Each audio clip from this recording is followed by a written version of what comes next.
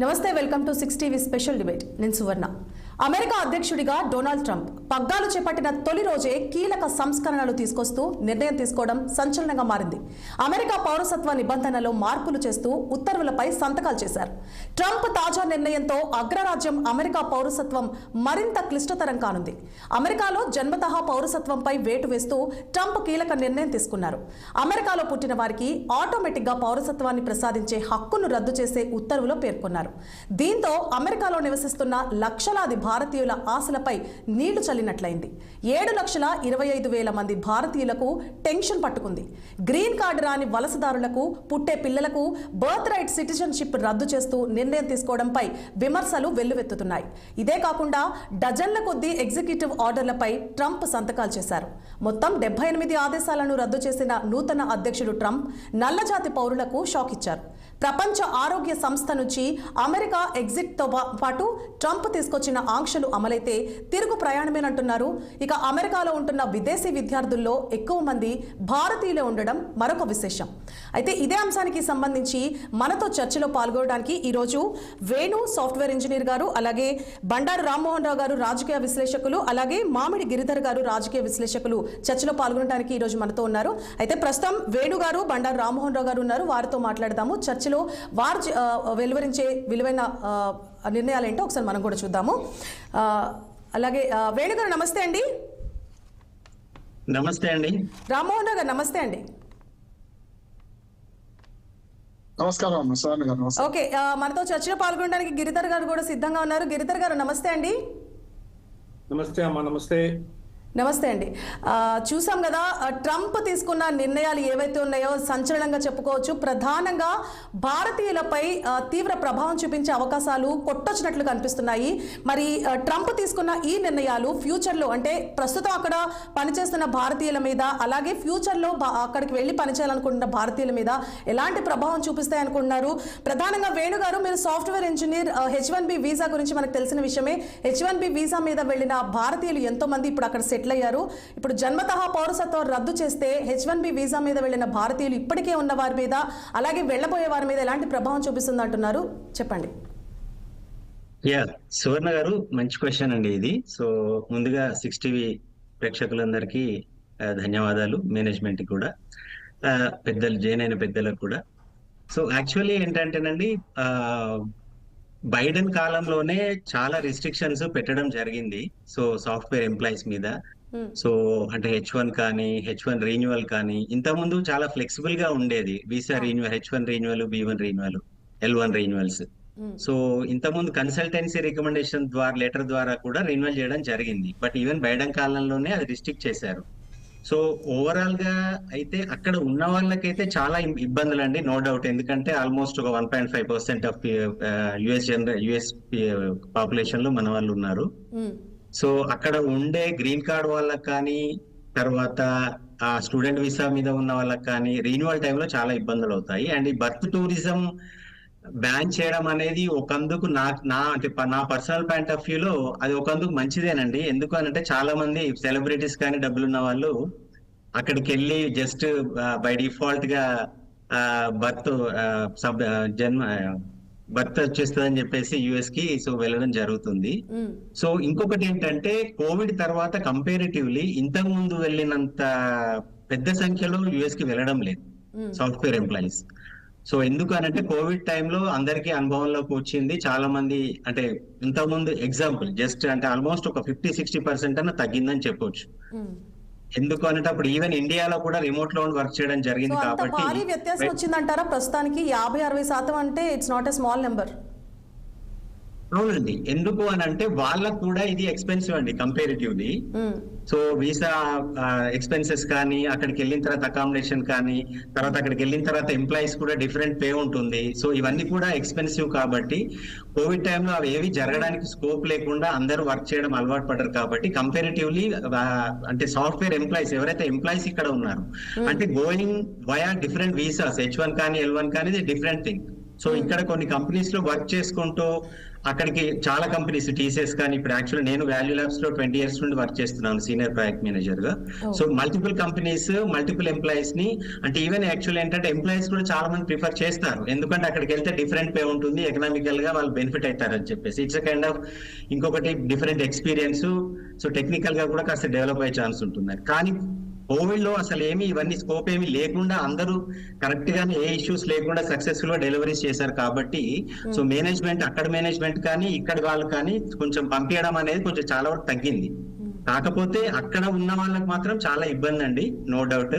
ఎందుకు అని అంటే ఈవెన్ రీసెంట్ గా నా క్లోజ్ సర్కిల్ లో ఈవెన్ అంటే ఫ్యామిలీ ఫ్రెండ్స్ కానీ ప్రొఫెషనల్ సర్కిల్లో ఉన్న చాలా మందితో మాట్లాడడం జరిగింది. అక్కడ ఉన్న వాళ్ళైతే చాలా సఫర్ అవుతున్నారు. కాకపోతే ఇది పొలిటికల్ స్టేట్మెంట్, రాజ్యాంగ సవరణ అనేది మన ఇండియాలోనే చాలా డిఫికల్ట్ థింగ్, యుఎస్ లో ఇంకా చాలా కాంప్లికేటెడ్.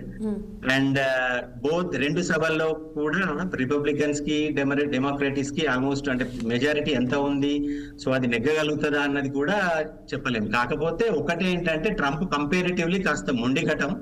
సో తను అనుకున్నది చేయడానికే ముందుకెళ్తాడు కాబట్టి, మాస్ లీడర్ కాబట్టి. అండ్ ఇంకొకటి ప్రతిసారి ఏంటంటే అమెరికా ఫస్ట్ అని చెప్పేసి స్లోగన్ తోనే ఆయన ఫస్ట్ టైం వినడమే కొంత ఆశ్చర్యకరం జనాలందరికీ. అంటే he's a kind of different leader actually. అంటే వేరే పొలిటికల్ లీడర్స్ తో ఇంతకుముందు ఉన్న ప్రెసిడెంట్స్ కానీ సీనియర్ పొలిటీషియన్స్ తో కంపేర్ చేస్తే ఆయన మేనరిజమ్స్ కానీ ఆయన బిహేవియర్ కానీ ఆయన ఎగ్జిక్యూషన్ టైప్ కానీ కంప్లీట్ గా డిఫరెంట్ యాక్చువల్లీ. సెకండ్ టైం రావడం ఇంకా ఆశ్చర్యం యాక్చువల్లీ. బట్ ఓవరాల్ గా అయితే అక్కడ ఉన్న వాళ్ళకైతే చాలా ఇబ్బంది అండి. బట్ ఇంకొక అంటే దేనికైనా టూ డిఫరెంట్ వేస్ మన ఒక కాయనికి రెండు స్టైల్లో ఉన్నట్టు ఇప్పుడు యాక్చువల్లీ కంపారిటివ్లీ ఒకప్పుడు ఏంటంటేనండి ఇక్కడికి శాలరీస్ తక్కువ, అక్కడికి వెళ్తే చాలా వ్యత్యాసం ఉంటది. అంటే ఎస్పెషల్లీ యుఎస్ లో కాస్ట్ ఆఫ్ లివింగ్ తక్కువ, విపరీతమైన సేవింగ్స్ ఉంటాయి కాబట్టి చాలా మంది ప్రిఫర్ చేసేవారు. ఇప్పుడు ఇక్కడ కాస్ట్ ఆఫ్ లివింగ్ పెరిగింది అండ్ ఇండియాలో శాలరీస్ చాలా పెరిగాయి. లాస్ట్ 3-4 years లో శాలరీస్ అంటే హ్యూజ్ శాలరీస్ అనేది అంటే ఎవరు ఊహించినంత శాలరీస్ పెరిగాయి ఇక్కడ. సో అక్కడ కాస్ట్ ఆఫ్ లివింగ్ పెరిగింది, ఇక్కడ శాలరీస్ పెరిగాయి. సో చాలా మంది ఇక్కడికి రావడం వల్ల ఇండియాకి జరిగే ఈ నష్టం లేదు మోస్ట్లీ. ఇంకొకటి ఏంటంటే వేరే కంట్రీస్ కి డిస్ట్రిబ్యూట్ చేయడం వరకు కూడా ట్రంప్ రిస్ట్రిక్షన్స్ పెట్టడానికి కూడా ట్రై చేస్తున్నాడు, కానీ ప్రాక్టికల్ గా అది కష్టం అండి. అంటే ఇండియాకి ప్రాజెక్ట్స్ ఇవ్వకుండా ఆపడం అనేది అక్కడ వాళ్ళు చేయలేరు. అక్కడ హ్యూమన్ సోర్స్ కానీ అంటే అక్కడ సరైన ఇంటెలెక్చువల్స్ కానీ వర్క్ ఫోర్స్ కానీ లేదు. సో వాళ్ళ వేరే ఆల్టర్నేట్ లేదు. ఇంకొకటి ఏంటంటే ఏ సాఫ్ట్వేర్ కంపెనీ కూడా ఇండియాకి కానీ డిఫరెంట్ కంట్రీస్ కానీ వర్క్ ఇవ్వకుండా వాళ్ళు దీనికి యాక్సెప్ట్ చేయరండి, అది మాత్రం రైట్. ఓకే వేణు గారు ఒక నిమిషం హోల్డ్లో ఉండండి. గిరిధర్ గారు చెప్పండి, ప్రస్తుతం ట్రంప్ తీసుకున్న ఈ నిర్ణయం పట్ల అంటే భారతదేశానికి పెద్దగా నష్టం వచ్చేది ఏది లేదంటున్నారు సాఫ్ట్వేర్ ఇంజనీర్ వేణు గారు. ఇప్పటికే ఉన్న వాళ్ళు ఎవరైతే ఉన్నారో గ్రీన్ కార్డ్ హోల్డర్స్ కానివ్వండి, గ్రీన్ కార్డ్ అప్లై చేసుకున్న వాళ్ళు కానివ్వండి, వాళ్ళకి ఏమన్నా ప్రాబ్లం వస్తుంది. కానీ కొత్తగా అయితే ఆయన చెప్పినట్లుగా చాలా వ్యత్యాసం ఉంది, వెళ్ళే వాళ్ళు చాలా తగ్గిపోతున్నారు అంటున్నారు. మరి అక్కడ ఆల్రెడీ ఉన్న వాళ్ళకి ట్రంప్ తీసుకునే నిర్ణయం వెనకాల ప్రధాన కారణం ఏంటి అంటే అక్రమ వలసలు అరికట్టాలి అని. మరి అక్రమ వలసలు అరికట్టే విధంగా తీసుకున్న చర్యల్లో ఇది కరెక్టే అంటారా? ఎందుకంటే ఆల్రెడీ అక్కడ రిసోర్సెస్ యూజ్ చేసుకుంటూ భారతీయులు అక్కడ వర్క్ చేస్తున్న వాళ్ళ మీద ఈ పౌరసత్వ రద్దు రుద్దడం ఎంతవరకు కరెక్ట్ అంటారు? దీని ప్రభావం ఎంతవరకు ఉంటుందంటారు? అమ్మా నీకు మీ ప్రేక్షకులకు కో ప్యానలిస్ట్ అందరికీ నా నమస్కారాలు అమ్మా. దీంట్లో బేసిక్ గా మనం చూస్తే కనుక నువ్వు అడిగిన ప్రశ్నకి సమాధానం ఇచ్చే ముందర ప్రశ్నలోనే కొంచెం ప్రాబ్లం ఉందమ్మా. భారతదేశానికి నష్టమా భారతీయులకి నష్టమా అనేది మనం ఫస్ట్ అర్థం చేసుకోవాలి. వెళ్ళే వాళ్ళు అవస్థపడుతున్నారు కానీ భారతదేశానికి ఏం నష్టం లేదు. అదే భారతదేశంలో వచ్చే దౌత్య సంబంధాలకు ఏమీ నష్టం లేదు, కానీ భారతీయులు అక్కడ పనిచేయడానికి వెళుతున్న భారతీయులకు వచ్చే నష్టం ఏంటి? దౌత్య సంబంధాలకు విషయమే లేదమ్మా. ఇక్కడ వీళ్ళు ఇక్కడ ఉన్నటువంటి టాలెంటెడ్ బాగా నైపుణ్యం ఉన్నటువంటి దక్షత ఉన్నటువంటి వ్యక్తులు ఇక్కడి నుంచి వలస వెళితే కనుక మనకు నష్టమే వస్తుంది. అదే వాళ్ళు మన దేశంలో ఉంటే కనుక దానివల్ల మనకు లాభం ఉంటుంది. కాబట్టి దేశానికి లాభమా నష్టమా అన్నది రెండు యాంగిల్స్ చూడాలి. ఒకటి, ఇక్కడి నుంచి వెళ్ళిన వాళ్ళు అక్కడి నుంచి రీపాట్రియేట్ చేస్తున్నారు, మనకి దేశానికి పైసలు పంపిస్తున్నారు, ఫారెక్స్ వస్తుంది మనకు. ఇప్పుడు ఈ సంవత్సరం మనకు $129 బిలియన్ మన విదేశాల్లో ఉన్నటువంటి భారతీయులు పంపించారు. ఇది రికార్డ్, యునైటెడ్ నేషన్స్ రికార్డ్, ఇది వరల్డ్ రికార్డ్. ఇది లిటరల్ గా ఈ అంశాన్ని మనం మెచ్చుకోవాలా బాధపడాలా? ఒక విధంగా చూస్తే మనకు పైసలు వస్తున్నాయని మెచ్చుకోవాలా, ఇంకో విధంగా మనకు ఉన్నటువంటి టాలెంట్ అంతా అమెరికాకి వెళ్ళిపోతుంది కానీ బాధపడాలా? కాబట్టి ఈ సమస్య మనకు ఉన్నది. కాబట్టి భారతదేశం దృష్టిలో చూస్తే కనుక మనం చాలా సంతోషించాలి. ఇంకా అక్కడ కనుక కొంచెం స్ట్రిక్ట్ గా పెడితే కనుక వీళ్ళు ఇక్కడే ఉంటారు. ఇప్పుడు టెక్నాలజీ ఉంది, ఇక్కడ నుంచి మనకు జూమ్లు, స్కైప్లు, కుప్పలు మనకు టెక్నాలజీలు ఉన్నాయి. ఆన్లైన్ లో వాళ్ళని చేసుకోవచ్చు, వాళ్ళ సర్వర్స్ వీళ్ళు యాక్సెస్ చేయొచ్చు, ఇవన్నీ చేయొచ్చు. ఫిజికల్ గా అక్కడ వెళ్ళి ఉండవలసిన ఆవశ్యకత లేదు. కాబట్టి మనకు ఆ టెక్నాలజీ వచ్చినందువల్ల ఇక్కడ మనం ఉండొచ్చు. ప్లస్ మనం ఈ రోజు యాక్చువల్గా చూస్తే కనుక పర్చేస్ పవర్ ప్యారిటీ అంటారు, పిపిపి. ఈ రోజు మనం జీడిపిలో 5వ స్థానంలో ఉన్న పర్చేస్ పవర్ ప్యారిటీలో మనం యాక్చువల్గా అమెరికా కంటే ముందర ఉన్నాం. కాబట్టి మనకు ఉన్నటువంటి వెసులుబాట్లు వాళ్ళకి లేనేలేవు. చాలా వాళ్ళకు ఉన్నటువంటి రెజిమెంటల్ లైఫ్ స్టైల్ చాలా కష్టం. వాళ్ళకు పిల్లలకు చదువు చెప్పించాలన్నా, అక్కడ ఇన్సూరెన్స్లు కట్టుకోవాలన్నా, అక్కడ ప్రతి అంశంలో it's very cost of living చాలా విపరీతంగా ఉన్నది. ఇన్ఫాక్ట్ ట్రంప్ వచ్చిన తర్వాత ఆయన వన్ ఆఫ్ ద ఫస్ట్ నిర్ణయాలు, సెకండ్ నిర్ణయం అనుకుంటా, థర్డ్ నిర్ణయాలు ఆయన ఏం చేశారంటే, నా మొత్తం ప్రభుత్వం అంతా కూడాను ఈ కాస్ట్ ఆఫ్ లివింగ్ తగ్గించే దానికోసమే పని చేస్తామని చెప్పారు ఆయన. కాబట్టి చాలా దుర్భరమైన పరిస్థితి అమెరికాలో ఉన్నది. కాబట్టి వాళ్ళు ఏం నిర్ణయించుకుంటారో, వాళ్ళ దేశానికి సంబంధించినటువంటి అంశాలు వాళ్ళు నిర్ణయించుకుంటారు. దానివల్ల మనకు లాభ నష్టాలు ఏమి ఉండవు. మనకు ఇన్ఫాక్ట్ ఈ రోజు జయశంకర్ గారు మార్కో రూబియోతో మాట్లాడి 18,000 మందిని వెనక్కి తీసుకుంటామని చెప్పారు. 18,000 కాదు, 8 లక్షలు ఉన్నారు అక్కడ. నాకు తెలిసి 8-10 లక్షల్లో ఉన్నారు. అంటే అక్రమ ఇల్లీగల్ గా వెళ్ళినటువంటి వాడు. లీగల్ గా వెళ్ళినటువంటి వారు H1B వీసా కానీ, F1 కానీ ఇతరత్ర వెళ్ళిన వాళ్ళ గురించి నేను మాట్లాడట్లేదు. వాళ్ళు ఎలాగ ఉన్నారు, లీగల్ గా వెళ్ళారు, ఇబ్బంది లేదు. ఇల్లీగల్ గా వెళ్ళినటువంటి 8 లక్షల మంది భారతదేశం వరకు పంపించిన వాళ్ళు వెళ్ళమని వాళ్ళు స్వతహాగా వెళ్ళారు. అంటే అమెరికా వెళ్ళి సెటిల్ అవ్వాలి అన్నటువంటి యావ తప్ప ఇంకేమీ లేదు దాంట్లో. లిటరల్ గా చూడాలంటే మనం గుజరాత్ నుంచి, పంజాబ్ నుంచి సంపన్నమైన కుటుంబాలు వెళ్తున్నాయి అక్కడికి. దానికి అర్థం లేదు. కొన్ని 5-6 నెలల క్రితం మనం చూస్తే గుజరాత్ నుంచి కరోడ్పతి, అంటే వాళ్ళకి చాలా కోట్ల ఆస్తున్నటువంటి బిజినెస్ మ్యాన్, ఆయన భార్య, 2 చిన్న పిల్లల్ని తీసుకొని కెనడా నుంచి అమెరికాకి ఇల్లీగల్ గా వెళ్లే ప్రయత్నం చేశారు. వాళ్ళు బార్డర్ దగ్గర వాళ్ళు వదిలేసి వెళ్ళిపోయారు బ్రోకర్స్. వీళ్ళు కుటుంబం నడుచుకుంటూ వెళ్ళి రాత్రి దారి తప్పిపోయి మంచులో ఇరుక్కుపోయి పొద్దున చనిపోయారు 4.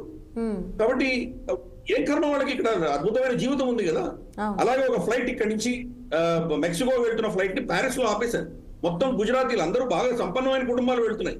మనగా అమెరికా పిచ్చి మనలో ఉంది కాబట్టి దానిని సొమ్ము చేసుకుంటున్నారు. కానీ దానివల్ల నష్టపోయేది ఇటువంటి అమెరికాకు వెళ్ళాలి అన్నటువంటి ఒక పాశ్చాత్యపు బానిసత్వానికి మనకు ప్రాబ్లం ఉంటుంది. కానీ మన దేశానికి ఎటువంటి ప్రాబ్లం లేదమ్మా. 8 లక్షల మందిని మనం తీసుకోవడానికి మన వాళ్లే, మనకు చెప్పి వెళ్ళలేదు కదా, మళ్ళీ తిరిగి వస్తే కూడా మనకి ఇబ్బంది లేదు. కాబట్టి ఈ దేశంలో అటువంటి సంపన్నమైనటువంటి ఎకోసిస్టమ్ డెవలప్ అయింది. ఈ రోజు మనం చూస్తే కనుక ప్రపంచంలో 3వ స్థానంలో మన స్టార్ట్అప్ ఎకోసిస్టమ్ ఉన్నది. అమెరికా తర్వాత మనకు చైనా, తర్వాత భారతదేశం ఉన్నది. ఇన్ఫాక్ట్ చైనా క్షీణిస్తున్నాయి, భారతదేశం ఎదుగుతోంది. 110 యూనికార్న్స్ మన దేశంలో ఉన్నాయి. యూనికార్న్ అంటే కనుక అది పబ్లిక్ ఇష్యూ వెళ్ళక ముందర దాని మార్కెట్ విలువ కనుక $1 బిలియన్ కంటే ఎక్కువ ఉంటే దాన్ని యూనికార్న్స్ అంటారు. మన దేశంలో ఈరోజు 110 యూనికార్న్స్ ఉన్నాయండి. 2016లో ఒకటే ఉండింది మన దగ్గర. ఇప్పుడు చూస్తే కనుక మన 8 ఏళ్లలో మనకు 110 వచ్చినాయి. 110 $1 బిలియన్ పైన ఉన్నాయంటే దాని కింద ఉన్నవి ఇంకెన్ని స్టార్ట్అప్స్ ఉన్నాయి మన దగ్గర. రమారమి 2 లక్షల స్టార్ట్అప్ కంపెనీస్ ఈ రోజు ఉన్నాయి మనకి. సరే, స్టార్ట్అప్ అంటే కొన్ని ఫ్లాప్ అవుతాయి, కొన్ని మనకు బాగానే ఉంటాయి. బైజూస్ ఫర్ ఇన్స్టెన్స్ ఫ్లాప్ అయింది. అటువంటి కొన్ని సక్సెస్ అవుతాయి, కొన్ని ఫెయిల్ అవుతాయి. దట్స్ ఓకే, అది బిజినెస్ లో ఉంటుంది. కానీ మన ఎకో సిస్టమ్ డెవలప్ అయింది. ప్లస్ ప్రభుత్వం కొన్ని రంగాలను ఓపెన్ చేసింది. డిఫెన్స్ రంగం కావచ్చు, మనకు స్పేస్ రంగం కావచ్చు, ఇవన్నీ ఓపెన్ అప్ చేసింది. కాబట్టి ఆపర్చునిటీస్ విపరీతంగా ఉన్నాయి. 2020 గల్వాన్ ఘటన తర్వాత మనం డ్రోన్ టెక్నాలజీ అంతా కూడా మనం ప్రైవేట్ సెక్టర్ ఓపెన్ చేసాం. సివిలియన్ డ్రోన్స్ కావచ్చు, మిలిటరీ డ్రోన్స్ కావచ్చు, ఎన్నో అంశాల్లో మనం చాలా ముందుకు వెళ్తున్నాం. కాబట్టి ఆపర్చునిటీస్ ఉన్నాయి. సరే, మానసిక దౌర్బల్యం అక్కడ వెళ్ళాలి, సెటిల్ అవ్వాలి అనుకున్న వాళ్ళని మేము ఆపలేము. పాతుకుపోయిన ఆ అభిప్రాయాన్ని అయితే మార్చలేము. ప్రస్తుతం అయితే ఇలాంటి దెబ్బలతో అయినా భారతీయులు కొంచెం ఎంతో కొంత నేర్చుకుంటారని ఆశించాలి. తప్పకుండా. అంటే మనకు ఇక్కడ ఎకో సిస్టమ్ డెవలప్ అవుతున్నది. ఇంకా మనం సరే అంత స్థాయికి మనం ఇంకా ఎదగలేదు. కానీ మనం 10 ఏళ్ల క్రితం మన పరిస్థితికి పోల్చి చూస్తే ఈ రోజు చాలా అద్భుతంగా ఉన్నాం. మనం చాలా ప్రోగ్రెస్ లో ఉన్నాం మనం. ఫర్ ఇన్స్టెన్స్, నేను ఐటీ రంగంలో నేను పనిచేస్తున్నప్పుడు, ఏడిపి గూగుల్లో నేను పనిచేస్తున్నప్పుడు రమారమి కాస్ట్ డిఫరెన్షియల్ 1:6 ఉండేది. అంటే వాళ్ళు $1 జీతం వస్తే వాళ్ళకి $6 జీతం ఇస్తే మనం $1లోనే అదే పని జరిగేది ఇక్కడ. కాబట్టి వ్యత్యాసం చాలా. ఇప్పుడు అలా కాదు, రమారమి 3:6 వచ్చేసింది. ఆల్మోస్ట్ 50%, 60% వచ్చేసాము. సో కాబట్టి ఇక్కడ కూడా అద్భుతమైనటువంటి మన రియల్ ఎస్టేట్ ఎలా పెరుగుతుందమ్మా. మనం తెల్లాపూర్, మాదాపూర్ ఎక్కడి నుంచి వస్తున్నాయి, అందరి ధరలు ఎక్కడి నుంచి రైట్. వస్తున్నాయి? సో గిరిధర్ గారు, ఇప్పుడు మీరు అంటున్నట్లు ఏదైతే ఉందో భారతీయులు ఎవరైతే అక్కడ ఉంటున్నారో వాళ్ళ ట్రంప్ నిర్ణయం కూడా అదే, అక్రమ వలసలు ఆపాలి అని. మీరు చెప్పినట్లుగా కూడా చాలా మంది ఇక్కడ ఎంతో బాగా సెటిల్ అయిన వాళ్ళు కూడా అక్కడికి వెళ్ళాలి, అదొక ఇదిగా పెట్టుకొని వెళ్ళిపోతున్నారు అన్నారు. మరి అక్కడ వెళ్ళినాక వాళ్ళని ఎలో చేస్తుంది దేశం, యుఎస్ అక్కడికి వాళ్ళని ఎలో చేస్తుంది. మరి అక్రమంగా వలసలు వచ్చే వాళ్ళని, అంటే స్టూడెంట్ కానివ్వండి, లేకపోతే ఉద్యోగస్తులు కానివ్వండి, ఇతరత్ర టూరిజం కానివ్వండి, అలాంటి వాటికి కాకుండా అక్రమంగా వలసలు వచ్చే వాళ్ళని అడ్డుకట్ట వేసే ఇది ఏదైతే ఉందో అధికారం, అది యుఎస్ చేతిలోనే ఉంటుంది. ట్రంప్ ఆ విధంగా ఎందుకు నిర్ణయం తీసుకోలేదంటారు? కేవలం అక్కడ ఆల్రెడీ ఉంటున్న వాళ్ళ పౌరసత్వం మీద రద్దు తీసుకునే నిర్ణయం ఎందుకు తీసుకున్నారంటారు? ఆయన అక్కడ ఉన్నటువంటి పౌరుల మీద నిర్ణయమే కాదు, మెక్సికో బోర్డర్ మీద ఎమర్జెన్సీ డిక్లేర్ చేశారు. స్టే ఇన్ మెక్సికో అని ఒక పాలసీ తీసుకొస్తున్నారు ఆయన. అది చాలా ఫస్ట్ కెనడా బోర్డర్, తర్వాత మెక్సికో బోర్డర్ ఆపే దిశగా ప్రయత్నాలు చేస్తున్నారు. తర్వాత అక్కడ ఎమర్జెన్సీ డిక్లేర్ చేశారు. అంటే అర్థం చేసుకో, కొంచెం సీరియస్ గా ఉన్నారు. ప్లస్ ఇక్కడ ఉన్నటువంటి ఇల్లీగల్ పంపించే దిశగా నిర్ణయాలు తీసుకుంటున్నారు. కాబట్టి అది అర్థం చేసుకోవాలి. అలాగే ఇక్కడ ఇందాక వారు చెప్పారు కదా, మనకు అక్కడ వచ్చేసి మనకు వేణుగారు చెప్పినట్లు అక్కడ ప్రెగ్నెన్సీ టూరిజం మొదలెట్టారు. బాగా ధనం వాళ్ళకి వచ్చి ఇక్కడ అక్కడ పౌరసత్వం తీసుకునేటువంటి పరిస్థితి, ఇటువంటి ఆపాలి. పరిస్థితి స్టూడెంట్ వీసాలో వెళ్తారు, అక్కడ వాళ్ళు డెలివరీ చేసుకుంటే ఏమవుతుంది పరిస్థితి. అలాగే మనం చూస్తే ఏదో టెంపరీ వీసాకి వెళ్తారు, ఏదో వర్క్ పర్మిట్, తర్వాత వాళ్ళు మళ్ళీ తిరిగి వచ్చారు, వాళ్ళకి పౌరసత్వం లేదు కదా. బేసిక్ గా ఆ దేశ పౌరులు కాని వాళ్ళకి అక్కడ సిటిజన్షిప్ ఎలా ఇస్తాం మనం? రేపటి రోజు అదే మన దేశంలో మనం వర్తిస్తే ఇల్లీగల్ గా అక్రమంగా మన దేశంలో చొరబడినటువంటి బంగ్లాదేశీ, రోహింగ్యాలు ఇక్కడ వాళ్ళ పిల్లల కంటే వాళ్ళకి కూడా పౌరసత్వం ఇద్దామా మనం? ఇది ఆలోచన చేయాలి కదా. కాబట్టి వాళ్ళు ఫస్ట్ ఆఫ్ ఆల్ ఈ దేశంలో ఉండే అరువులే కాదు, వాళ్ళు ఈ దేశంలో వాళ్ళు ఇల్లీగల్ గా ఉన్నారు కాబట్టి మళ్ళీ వాళ్ళ దేశానికి పంపించాలి. కాబట్టి వాళ్ళకి హక్కు లేనప్పుడు ఎందుకు హక్కులు ఇస్తాం? సో గ్రీన్ కార్డ్ అనే సిస్టమ్ కూడా, సో గిరిధర్ గారు, ఈ లెక్కను చూసుకుంటే గ్రీన్ కార్డ్ అనే సిస్టమ్ కూడా లేకపోతే కూడా బెటరే అంటారు, ఏ దేశం అంటే ఆ దేశానికి సంబంధించి. అది వాళ్ళ ఇష్టం అమ్మా, వాళ్ళ దేశంలో వాళ్ళకి ఎలా కావాలనుకుంటారో అది వాళ్ళ ఇష్టం. అది వాళ్ళు ఏ పద్ధతి ప్రకారం వాళ్ళని తీసుకోవాలంటున్నారో అది వాళ్ళ ఇష్టం. ఫర్ ఇన్స్టెన్స్ ఈ రోజు H1B అంటే ఏదో పెట్టారు, రేపటి రోజు దానికి ఏదో కొత్త స్క్రీన్ తీసుకోవచ్చు, మనకు తెలియదు. ఎందుకంటే ఇప్పుడు పొద్దున అంటే మనకు అమెరికాలో నిన్న రాత్రి అంటే అర్లీ మార్నింగ్ 3 గంటలు 4 గంటలకు డొనాల్డ్ ట్రంప్ ఒక ప్రెస్ కాన్ఫరెన్స్ ఆయన మాట్లాడారు. ప్రెస్ కాన్ఫరెన్స్ దాంట్లో మాట్లాడుతూ ఆయన ఏం చెప్పారంటే, H1B వీసా 2 సైడ్ ఆర్గ్యుమెంట్స్ నేను విన్నాను, చాలా బాగా ఉన్నాయి, కానీ మా దేశంలో టాలెంట్ కావాలి. టాలెంట్ అంటే ఒక ఇంజనీర్లే కాదు, అన్ని రంగాల్లో మాకు టాలెంట్స్ కావాలి. ఆఖరికి మనకు చిన్న చిన్న అంటే లోయెస్ట్ లెవెల్లో కూడా టాలెంట్ మాకు కావాల్సి వస్తుంది అని ఆయన చెప్పారు. సో కాబట్టి వాళ్లకు మనుషుల షార్టేజ్ ఉంది, అక్కడ పిల్లల్ని కనెక్ట్ లేదు. వాళ్ళు పిల్లలు కూడా అంటే అక్కడ తెల్ల జాతి వాళ్ళు ఎక్కువ చదువుకోవట్లేదు, ఏదో చిన్న గ్రాడ్యుయేషన్ చేస్తారు, ఏదో చేస్తారు, తర్వాత వెళ్ళిపోతున్నారు. వాళ్ళు డీప్ స్టడీ చేసే వాళ్ళు చాలా తక్కువ ఉన్నారు. నంబర్ గేమ్ లో వాళ్ళకి నిజంగా వాళ్ళ నంబర్స్ ఇచ్చేది ఒక భారతదేశం ఒకటి, చైనా ఇవ్వగలదు, కానీ చైనీస్ భాషతో ప్రాబ్లం ఉంది వాళ్ళకి. రెండవది చైనా నుంచి వచ్చే వాళ్ళందరూ కూడాను చైనీస్ కమ్యూనిస్ట్ పార్టీ అస్త్రంగా వాడుకుంటుంది వాళ్ళని. అమెరికా నుంచి టెక్నాలజీ దొంగతనం చేస్తారు. మనం అలా కాదు, మన దేశం నుంచి వెళ్ళే వాళ్ళు విధేయులుగా ఉంటారు, వీళ్ళు అటువంటి పనులు. ఇన్ఫాక్ట్ భారతదేశం కంటే కూడా ఎక్కువ అమెరికన్లుగా వాళ్ళని వాళ్ళు ప్రొజెక్ట్ చేసుకునే దిశగా వీళ్ళు ఉంటారు. కమలా హారిస్ చూస్తున్నాం మనం, ఆవిడ పొరపాటు కూడా నేను భారత మూలాల నుంచి వచ్చిన చెప్పుకోదు, ఆవిడ నేను ఆఫ్రికన్ అమెరికన్ చెప్పుకుంటుంది. అలా చూసుకుంటే ఇప్పుడు అమెరికా పౌరులు కూడా రైట్ గిరిధర్ గారు, ఇప్పుడు అమెరికా పౌరులు కూడా తమను తాము అమెరికన్ పౌరులు అని నిరూపించుకునే దిశగా కూడా ఇప్పుడు ఆ యాక్ట్ కూడా తీసుకోవాల్సి వస్తుంది కదా. కరెక్ట్, ఇప్పుడు అందరూ అదే చేస్తున్నారు. మా అక్కడ మనం చూస్తే కనుక అందరూ అదే బోర్న్ అగైన్ క్రిస్టియన్స్ అని చెప్పి వాళ్ళు చెప్పుకుంటున్నారు. రో ఖన్నా వాళ్ళు అదే పనిగా వెళ్ళి చర్చికి వెళ్ళి మేము అసలు భారతదేశం సంబంధం లేదని చెప్పుకుంటారు. సో ఇటువంటివన్నీ వాళ్ళు చేస్తున్నారు. కాబట్టి వాళ్లకు నిజంగా మేము అమెరికన్స్, ఇక్కడ లోకల్ అమెరికన్స్ ఎక్కువ అమెరికన్స్ మేము. ఫర్ ఇన్స్టెన్స్ మనకు ప్రమిలా జైపాల్ మన దేశాన్ని ఎంత తిడుతుంది ఆవిడ. అలాగే మనం ఈవెన్ కమలా హారిస్ కూడా ఆర్టికల్ 370 సవరణ చేసినప్పుడు కాశ్మీరీలు మీ బాధలు మేము గమనిస్తున్నాము, మేము ఊరుకొని ఉండాం, దీనికి మీకు న్యాయం చేస్తామని చెప్పి వాడు స్టేట్మెంట్ ఇచ్చింది. కాబట్టి వాళ్ళు అమెరికన్ గా ప్రవర్తించే ప్రయత్నం వాళ్ళు చేస్తున్నారు. ఇన్ఫాక్ట్ అక్కడ కూడా మనం చూస్తే కనుక భారత వ్యతిరేకంగా మాట్లాడేటువంటి వీళ్ళకి భారత మూలాల నుంచి వెళ్ళినటువంటి మన ఎన్ఆర్ఐలు అక్కడ ఓటేస్తారు. వాళ్ళు డెమోక్రాట్ పార్టీకి రమారమి 70% భారతీయులు ఓటేస్తున్నారు. అంటే భారత మూలాల నుంచి వాళ్ళు అమెరికన్ అయితేనే వాళ్ళు ఓటింగ్ వస్తుంది. ఓటు వేసే వాళ్ళు భారత మూలాల నుంచి వెళ్ళేవారు 70% డెమోక్రాట్ పార్టీకి ఓటేస్తున్నారు. Okay. కాబట్టి అది వాళ్ళ ఒకసారి అమెరికన్ అయిపోయిన తర్వాత వాళ్ళు ఎవరు ఓటేస్తారు, వాళ్ళ దేశంలో ఏ ఇంట్రెస్ట్ వాళ్ళు చూసుకోవాలి. వాళ్ళని భారతీయులుగా మనం చూసుకోవడం మన కల్పనా చావ్లా పేరిట మనకు హర్యానా గవర్నమెంట్ చాలా ఏదో అవార్డ్స్ డిక్లేర్ చేసింది, ఒక ప్లానిటేరియం పెట్టింది. కల్పనా చావ్లా ఎప్పుడు నేను భారతీయురాలని చెప్పుకోలేదు ఆవిడ నేను నికాసైన అమెరికన్ అని చెప్పుకుంది ఆవిడ. కాబట్టి ఈ విషయాలు మనం అర్థం చేసుకోవాలి. వాళ్ళు మేము భారతీయ వాళ్ళు చెప్పుకోవట్లేదు, కానీ మనం ఏదో వెనకేసుకొస్తున్నాం. కాబట్టి మనం అర్థం చేసుకోవాల్సిందంటే ఇక్కడ నుంచి వెళ్ళిన వాళ్ళు భారతదేశానికి చేసింది చాలా తక్కువ. కొంత రిపాట్రియేషన్ పంపించుండొచ్చు కాక, కానీ అల్టిమేట్ గా వాళ్ళు అమెరికన్స్ అని అర్థం చేసుకోవాలి. సుందర్ పిచాయ్, సత్య నాదెండ్ల, ఇటువంటి వాళ్ళందరూ ఎవరైతే వెళ్ళారో నా పరిభాషలో వాళ్ళు టెక్నాలజీ కూలీ లిటరల్ గా అక్కడ వెళ్ళి వాళ్ళ కంపెనీలో పనిచేస్తున్నారు. మన దేశంలో ఒక గూగుల్ కానీ ఒక మైక్రోసాఫ్ట్ కానీ అటువంటి టెక్నాలజీ మన దేశంలో ఎందుకు ఎవరు స్టార్ట్ చేయట్లేదు?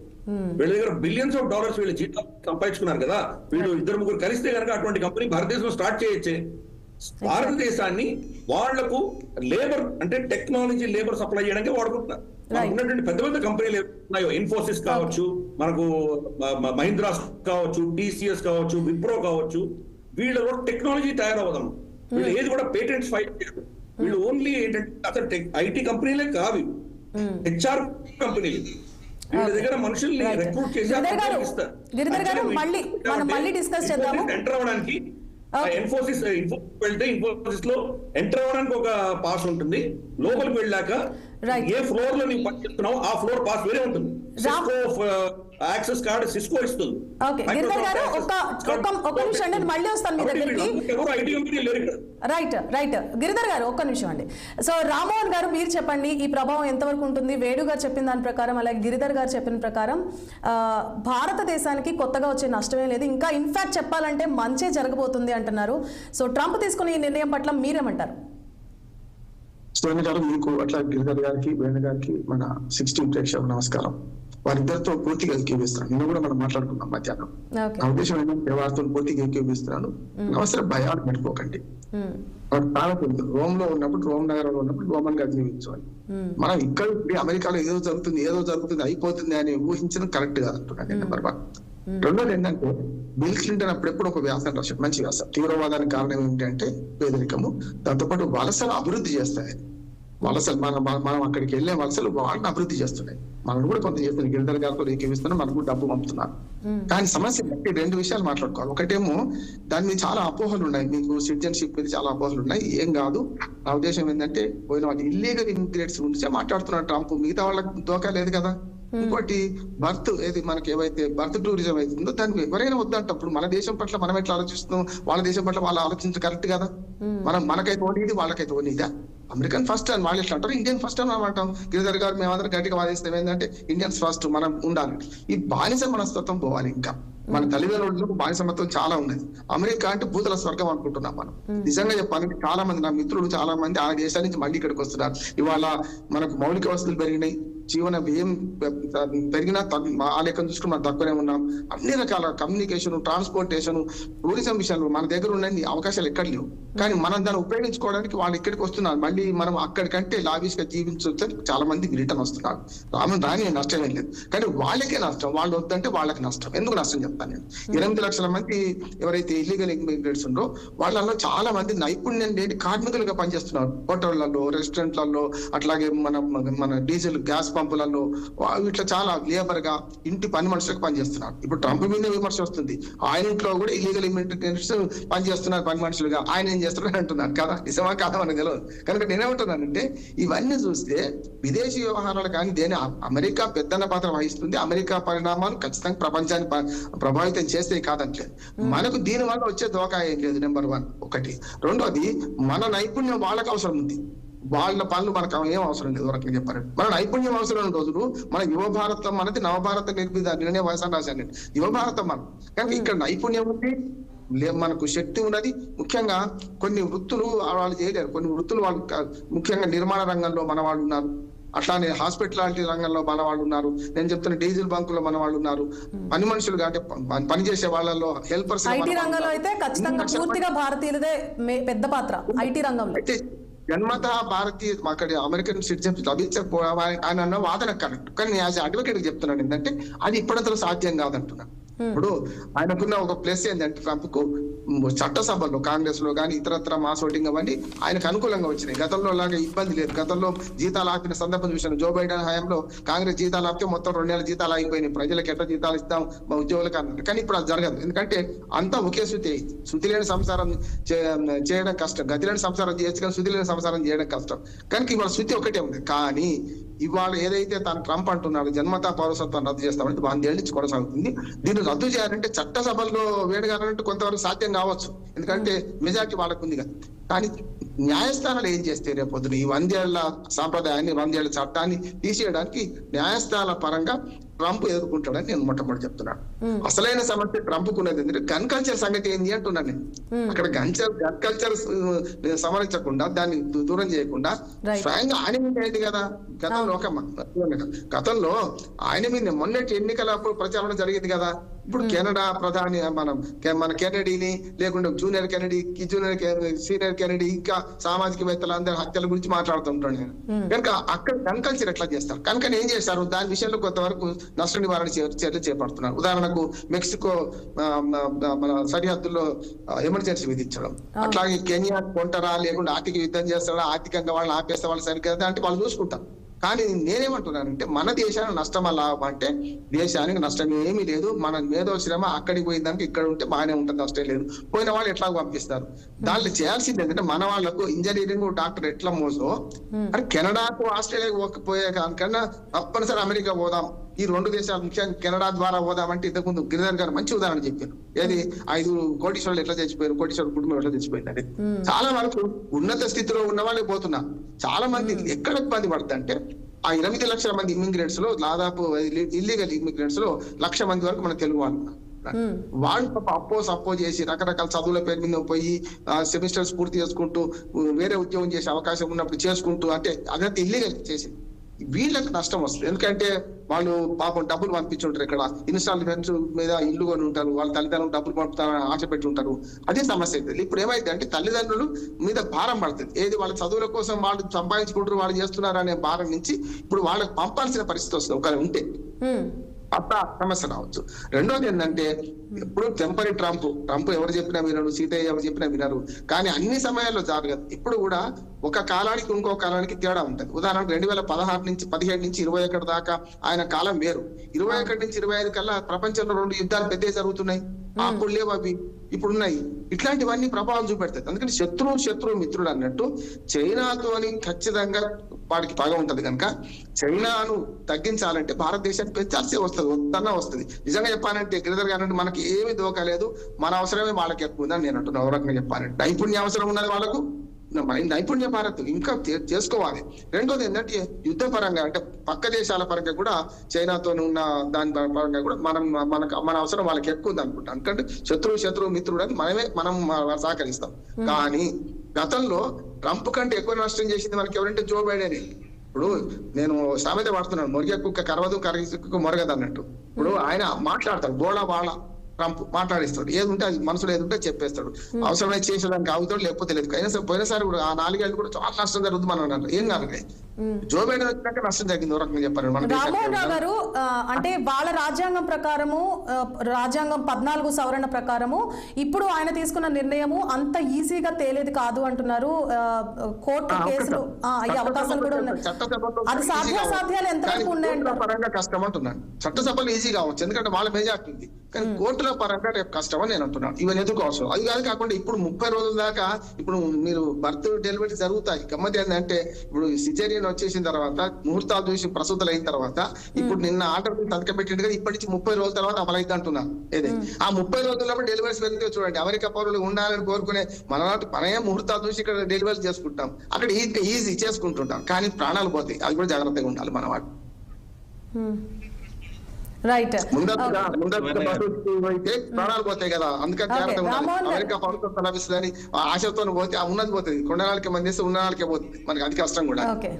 రైట్, రామ్మోహన్ రావు గారు మళ్ళీ వస్తానండి మీ దగ్గరికి. వేణు గారు అంటే రాజకీయ విశ్లేషకులు గిరిధర్ గారు అలాగే రామ్మోహన్ రావు గారు చెప్తున్నారు, ఆయన చెప్పిన అంశాలు చాలా వరకు భారతదేశానికి చాలా వరకు ప్లస్ అవుతాయని అంటున్నారు. అలాగే అమెరికా తీసుకున్న నిర్ణయాలు వారి వారి రాజ్యాంగం ప్రకారం వారి దేశానికి తగ్గట్లుగా వాళ్ళు తీసుకున్నారంటున్నారు. ఈ నిర్ణయం అంటే వాళ్ళు చెప్పిన అభిప్రాయాలతో మీరు ఎంతవరకు ఏకీభవిస్తారు, అలాగే అక్కడ ఉన్న వాళ్ళకి ఎంతవరకు ఉపయోగపడతాయి అంటారు? 100% అండి. ఇల్లీగల్ ఇమిగ్రెంట్స్ అనేది ఏ కంట్రీకి అయినా కూడా అది డేంజరే. ఎందుకనంటే గిరిధర్ గారు చెప్పినట్టు బంగ్లాదేశ్ వాళ్ళు, రోహింగ్యా వాళ్ళతో మనం ఎన్ని కష్టాలు పడుతున్నాము, ఇంత ఇన్సెక్యూరిటీ ఫీల్ అవుతున్నాం అని చెప్పేసి already whole world knows. And Rammohan Rao garu అన్నట్టు కోట్లలో నిల్వకపోయినా కూడా ఇంపాక్ట్ అయితే ఉంటదండి. అట్లీస్ట్ ఇప్పుడు వెళ్లే వాళ్ళు అయితే అట్లీస్ట్ ఆగిపోతారు కదా, అట్లీస్ట్ ఒక 50% పీపుల్ ఆగిపోయినా కూడా అది నా భయంతోనో ఇంకా వేరే రీజన్స్ తోనో లేదా ముందు అక్కడ నుండి వెళ్ళగొడతారనే ఉద్దేశంతో. ఎందుకు అనంటే అక్కడ వెళ్ళడానికి కూడా చాలా ఖర్చు చేస్తున్నారు, చాలా శ్రమ ఇల్లీగల్ ఇమిగ్రెంట్స్. సో ఆటోమేటిక్ గా ఇంకొకటి ఏంటంటేనండి, 200% కోవిడ్ తర్వాత చైనాని వీలున్నంత వరకు దూరం చేసుకోవడానికి ట్రై చేస్తున్నాయి. గిరిధర్ గారు అన్నట్టు ఇండియన్స్ అక్కడికి వెళ్ళినా కూడా అమెరికా దృష్టితోనే ఆలోచిస్తారు, అక్కడ చేస్తారు. సింపుల్ ఎగ్జాంపుల్ ఏంటంటే, అక్కడ ఉన్నప్పుడు వాళ్ళు రోడ్డు మీద చెత్తేయడం కానీ, బయటికి వాళ్ళ పెట్ డాగ్స్ ని తీసుకున్నప్పుడు క్లీన్ చేయడం కానీ అన్ని పాటిస్తారు. మరి ఇండియాకి వచ్చినప్పుడు ఏ ఒక్కరు చేయరే. సో ఇక్కడ డబ్బుల కోసం వెళ్ళి కొన్ని రోజులు ఉండి సెటిల్ అయిన తర్వాత ఇప్పుడు కాస్ట్ ఆఫ్ లివింగ్ అక్కడ పెరిగింది, ఇక్కడ కంపారిటివ్లీ ఇంకా చీపే మనది. మళ్ళీ ఇంకొకటి ఏంటంటే సౌకర్యాలు అనేది ఇంతకుముందు ఎగ్జాంపుల్ వరల్డ్ లెవెల్ యూనివర్సిటీ అంటే టాప్ బ్రాండ్స్ యాక్చువల్ ఇండియాలో దొరకకపోయేది. అది ఫుడ్ కానీ, బట్టలు కానీ, ఫర్నిచర్ కానీ ఏదైనా సరే. ఇప్పుడు ఇక్కడ దొరకందంటూ మనకు అవైలబిలిటీ అంటూ ఏది లేదు. అండ్ మనకి ఇక్కడ ఎర్నింగ్ కెపాసిటీ పెరిగింది. సాఫ్ట్వేర్ లోనే కాదు, ఇంకా వేరే రంగాలలో కూడా బాగానే జీతాలు చాలా చాలా పెరిగినాయి. సో అటువంటిప్పుడు అక్కడికి వెళ్ళి మనము భయపడుతూ బతకడం ఎందుకు ఎన్ని రోజులు అలా? ఇప్పుడు వాళ్ళు అమెరికా ఫస్ట్ అంటున్నారు, మరి కనీసం కొన్ని రోజుల తర్వాతనైనా మనం ఇండియా ఫస్ట్ అని అనుకోవాలి కదండి. ఎప్పుడో అట్లీస్ట్ కొన్ని డబ్బులు, ఇప్పుడు గిరిధర్ గారు చెప్పినట్టు సుందర్ పిచాయి, సత్యనాథేళ్ళకి కొన్ని $100 కోట్ల ఉన్నాయి. ఇప్పుడు వాళ్ళకి నేమ్ వచ్చింది, ఫేమ్ వచ్చింది, ఎవ్రీథింగ్ వచ్చింది. వాళ్ళు ఇప్పుడు ఇండియాకి వచ్చి సెటిల్ అవ్వచ్చు కదా. ఎంత అంటే వాళ్ళ ఫర్గెట్ అబౌట్ టెక్నాలజీ లెవెల్లో వాళ్ళు సిఇఓలు కానీ ఏదైనా కానీ కూడా అంతకంటే కూడా వాళ్ళు నిజంగానే ఇండియాలోకి వచ్చి ఒక పెద్ద కంపెనీ పెట్టి ఎస్టాబ్లిష్ చేస్తే వాళ్ళు ఒక మానవతావాదులుగా లేదా దేశభక్తులుగా వాళ్ళు ఇంకో కొన్ని వేల కోట్ల గుండెలలో ఉండిపోతారు కదా వాళ్ళు. అంటే as a human being they will reach out to human mountains అన్నట్టు. సో 100% మన ఈ నెక్స్ట్ 10-20 ఇయర్స్ వరకు కూడా ఇంటెలెక్చువల్స్ కానీ, వర్టికల్చర్ కానీ, మనం కష్టపడే విధానంలో కానీ, మనకున్న నాలెడ్జ్ కానీ అమెరికన్స్ బీట్ చేయలేరండి, నో డౌట్ అది. సో కాకపోతే ఏంటంటే మనము వీలున్నంత వరకు దూరపు కొండలు నునుపు అన్నట్టు మనం అక్కడ ఏదో ఉందని చెప్పేసి. వేణు గారు, ఇప్పుడు మనం అనుకున్నట్లు యాజ్ ఎ సాఫ్ట్వేర్ ఎంప్లాయ్ మీరు చెప్పండి, ఇప్పుడు తీసుకున్న ఈ నిర్ణయం పట్ల అంటే చాలా మంది వెనక్కి వచ్చేసే అవకాశాలు ఉన్నాయంటున్నారు. వాళ్ళు వస్తే ఇక్కడున్న సాఫ్ట్వేర్ ఎంప్లాయీస్ కి ఏమైనా ప్రభావం పడే అవకాశాలు ఉంటాయా? ఏముండదండి, ఏముండదు. ద థింగ్ ఈజ్ యాక్చువల్లీ మనకు కరెక్ట్ నాలెడ్జ్ ఉంటే గనక, కాకపోతే డిలే అవ్వచ్చు. అంటే మేబీ ఇప్పుడు యాక్చువల్ గా లాస్ట్ 2 years నుండి సాఫ్ట్వేర్ లో అంత గొప్పగా ఏమీ లేదు. ఇప్పుడు స్లోగా థింగ్స్ అనేది కాస్త స్టెబిలైజ్ అవుతున్నాయి. కాకపోతే ఏంటంటే extreme up trend, extreme down trend కూడా కరెక్ట్ కాదండి. ఏదైనా కూడా కాస్త స్టెబిలైజ్ గా ఉంటేనే బాగుంటది. ఇప్పుడు కూడా ఏంటంటే 5 years above 10 years బిలో వాళ్ళకి చాలా ఆపర్చునిటీస్ ఉన్నాయి, చాలా జాబ్స్ దొరుకుతున్నాయి. ఫ్రెషర్స్ కి actual recruitment due to Covid వల్ల చాలా తగ్గిపోయింది. దాని వల్లనే యుఎస్ కి విపరీతమైన స్టూడెంట్ వీసాస్ వెళ్ళిపోయారు. ఎవరికైతే చాలా డబ్బులు ఉన్నాయో, తర్వాత ఎవరికైతే ఇక్కడ ఫ్రెషర్స్ కి రిక్రూట్మెంట్ లో జాబ్స్ రాలేదో వాళ్ళందరూ ఆటోమేటిక్ గా even middle class, lower middle class వాళ్ళు కూడా అప్పులు చేసి 30-40 lakhs ఖర్చు పెట్టి అక్కడ వెళ్ళారు. మనకి ఇంత ముందు ఫీజు రియంబర్స్మెంట్ అంటూ ఉండేది. ఇప్పుడు ఏంటి, ఫీజు రియంబర్స్మెంట్ కోసమే కాలేజీలు పెట్టడం చాలా సార్లు జరిగింది, ఓన్లీ ఫీజు రియంబర్స్మెంట్ కోసం. ఇప్పుడు కూడా అక్కడ ఏంటి, ఇండియన్ స్టూడెంట్స్ అక్కడికి వెళ్ళడానికి చాలా కొత్త యూనివర్సిటీలు పుట్టుకొచ్చాయి. అక్కడ ఏంటంటే జస్ట్ యుఎస్ లో చదువుతున్నామన్న తప్పిస్తే ఇక్కడ ఉండే క్వాలిటీ కూడా అక్కడ లేదు. సో చాలా యూనివర్సిటీస్ ఫీజుల కోసమే అక్కడ ఉన్నాయి. సో కొత్త నెలకొల్పారు అన్నట్టు. సో అక్కడ అంటే టాప్ యూనివర్సిటీలో వెళ్ళి చదువుకుంటే మంచి ఆపర్చునిటీస్, మంచి ఫ్యూచర్ ఉంటుంది. కానీ నార్మల్ యూనివర్సిటీలో వెళ్ళి మనం జాబ్స్ చేసుకుంటూ, అంటే వాళ్ళ పాయింట్ ఆఫ్ వ్యూ ఏంటంటే అక్కడ ఎర్నింగ్ తప్పిస్తే నాలెడ్జ్ తెచ్చుకొని మంచి జాబ్ తెచ్చుకుందాం అనే పాయింట్ ఆఫ్ వ్యూ చాలా మందిలో లేదు. సో అది ఎండ్ ఆఫ్ ద డే వాళ్ళకే చేట్ అవుతుంది, కెరీర్ వాళ్ళే నష్టపోతారు. So end of the day ఇండియాకి నచ్చిన నష్టం ఏమీ లేదండి, నో డౌట్. ఇంకా ఎక్కువ రూల్స్ పెడితే ఇంకా ఎక్కువ మంది ఇండియాకి షిఫ్ట్ అయ్యి ఆటోమేటిక్ ఇక్కడ కూడా డెవలప్ అవుతారండి. ఏముంది దాంట్లో, అక్కడ 100 రూపాయలు సంపాదించుకుంటే ఇక్కడ 50 రూపాయలు దంచుకున్నా కూడా మనకు ఫ్రీడమ్ ఉంటుంది కదండి, మన ఫ్రీడమ్ ఉంటుంది. ఏదంటే కరెక్టే, కానీ ఇందాక ఫస్ట్ మీరు చెప్పిన పాయింట్ ప్రకారం చూసుకుంటే అక్కడ సేవింగ్స్ ఎక్కువ చేసుకోవచ్చు, కాస్ట్ ఆఫ్ లివింగ్ తక్కువ ఉంటుంది. మెయిన్ ఆస్పెక్ట్స్ ఏవైతే ఉన్నాయో వాటిని బేస్ చేసుకొని అసలు అమెరికా అంటే క్రేజ్ వచ్చింది అలాంటి ఆస్పెక్ట్స్ తో. సో మరి ఇప్పుడు వాటి మీద నీళ్లు చల్లినట్లు కాదంటారా? అదే అంటున్నానండి. ఇప్పుడు కొత్తగా వెళ్ళిన వాళ్ళకి అక్కడ ఫస్ట్ జాబ్స్ లేవు కంపారిటివ్లీ, సాఫ్ట్వేర్ ఫీల్డ్ లో కానీ వేరే దగ్గర కానీ కాంపిటీషన్ ఎక్కువైంది. అక్కడ వెళ్ళి మనము హార్డ్ జాబ్స్ చేసుకునే బదులు కాస్త ఇక్కడికి వచ్చి నేర్చుకుని ఒక 6 months గట్టిగా ఏ కోర్స్ నేర్చుకున్నా కూడా జాబ్స్ ఆటోమేటిక్ గా వచ్చే ఛాన్స్ ఉంటదండి. మన రెగ్యులర్ గా మన అటెంప్ట్స్ ఇచ్చుకుంటూ వెళ్తే నాలెడ్జ్ గెయిన్ చేసుకొని మనం కంపల్సరీ మనకు జాబ్ కొట్టేస్తారండి, నో డౌట్ ఎట్ ఆల్. ఎందుకంటే మూవింగ్ ఫార్వర్డ్ ఈ ఇయర్ కానీ నెక్స్ట్ ఇయర్ కానీ రిక్రూట్మెంట్ పెరుగుతుంది ఆటోమేటిక్. సైక్లిక్ ప్రాసెస్ కాదు, ఏదైనా కూడా సైక్లిక్ ప్రాసెస్ కదండి. లాస్ట్ 2 years లో కొంచెం డౌన్ ఉంది, ఆటోమేటిక్ అప్ ట్రెండ్ వస్తుంది. వచ్చినప్పుడు ఇక్కడికి వచ్చి నేర్చుకొని మనం కరెక్ట్ గా స్కిల్ సెట్ మనం నేర్చుకుంటే ఆటోమేటిక్ గా మనకు జాబ్స్ వస్తాయి. అక్కడికి వెళ్ళి బాధలు పడడం కంటే నిల్చొని నిలడం బెటర్ అంటారు. గిరిధర్ గారు చెప్పండి, అంటే భారతదేశానికి వచ్చే నష్టమే లేదు, ఇంకా మంచిదే అంటున్నారు. మరి ఇప్పుడు తక్షణం వాళ్ళు వెనక్కి వస్తే మనకి రిసోర్సెస్ ఉన్నాయి, కొత్తగా ఎంప్లాయ్మెంట్ సృష్టించే ప్రాసెస్ లోనే కేంద్ర ప్రభుత్వం కానివ్వండి రాష్ట్ర ప్రభుత్వాలు కానీ ఉన్నాయి. కానీ ప్రస్తుత ఇమ్మీడియట్ గా ఇప్పటికిప్పుడు డిప్లాయ్ చేసుకునే పరిస్థితి అయితే లేదు. మరి ఇప్పుడు ఈ పరిస్థితిని ఎలా ఎదుర్కొనే అవకాశాలు ఉంటాయంటారు? ఇక్కడ ఆపర్చునిటీస్ కొరతనే లేదు. ఎంతమంది వచ్చినా కానీ వాళ్ళందరికీ ఉద్యోగాలు ఇక్కడ పుష్కలంగా మనకు సంపాదించి వాళ్ళకు ఉపాధి కలిగించగలిగినటువంటి కెపాసిటీ మన దగ్గర ఉంది. అంటే ఉద్యోగం కాదా అన్నది ఒక పెద్ద చర్చ. అది మనకి ఏమవుతుందంటే ఆర్టిఫిషియల్ ఇంటెలిజెన్స్ కొత్త టెక్నాలజీస్ వచ్చే కొద్దీ దాని డిస్రప్టివ్ టెక్నాలజీస్ పిలవచ్చు, లేదా ఎమర్జింగ్ టెక్నాలజీస్ అని పిలవచ్చు. మనుషుల యొక్క రిక్వైర్మెంట్ తగ్గిపోతుంది. ఇప్పటికి కూడా మనం చూస్తే కనుక ఒక గొర్రెల మందలాగా మనం పిల్లలందరూ కూడా కంప్యూటర్ ఇంజనీరింగ్, ఎలక్ట్రానిక్ ఇంజనీరింగ్ వెళ్ళిపోయి అమెరికా వెళ్ళిపోవాలి. సో ఇది ఫస్ట్ తగ్గ. ఇండస్ట్రియల్ ఇంజనీరింగ్ లో ఎంతమంది వెళ్తున్నారు, కెమికల్ ఇంజనీరింగ్ ఎంతమంది వెళ్తున్నారు, ఏరోడైనమిక్స్ సంబంధించి తర్వాత మనకు స్పేస్ టెక్నాలజీ గురించి ఇంజనీరింగ్ ఎంతమంది వెళ్తున్నారు మన వాళ్ళు. కాబట్టి మనకు కోర్ ఇంజనీరింగ్ అన్నవి ఇవి అనమాట. మెకానికల్ ఇంజనీరింగ్ కావచ్చు, ఇవన్నీ కూడా వీటికి సంబంధించిన ఇంజనీరింగ్ ఎంతమంది వెళ్తున్నారు. అందరికి ప్రతి ఒక్కరు కంప్యూటర్ సైన్స్ చేయాల్సిందే, ఎలక్ట్రానిక్ చేయాలి, ఎలక్ట్రికల్ ఎలక్ట్రానిక్ చేయాలి, వెళ్ళిపోవాలి, అమెరికా వెళ్ళిపోవాలి. సో అందుకని మనకి ఈ ప్రాబ్లం. ఈ రోజు మన పిల్లలు ఏం చేస్తున్నారమ్మా, బయటకు వచ్చి వాళ్ళు క్రెడిట్ కార్డులు అమ్ముకుంటున్నారు, లేదా బ్యాంకులు క్రెడిట్ కార్డులు అమ్ముకుంటున్నారు, ఇన్సూరెన్స్ పాలసీలు అమ్ముకుంటున్నారు. చేసిందేమో కంప్యూటర్ ఇంజనీరింగ్. సో మనకి ఈ ప్రాబ్లం ఉంది, మనకి స్కిల్ సెట్ ప్రాబ్లం ఉంది. మనకు ఎక్కడ అవసరం ఉందో అక్కడ మనుషులు లేరు. మనకి ఎక్కడ మనకు అక్కర్లేదో అక్కడ విపరీతంగా తయారు చేసి పెట్టుకున్నాం. ఎందుకు? ఇంకో దేశానికి చేయడానికి తయారు చేసుకున్నాం. మనలో ఇప్పటికి కూడా బానిసత్వ మెంటాలిటీ పోలేదు.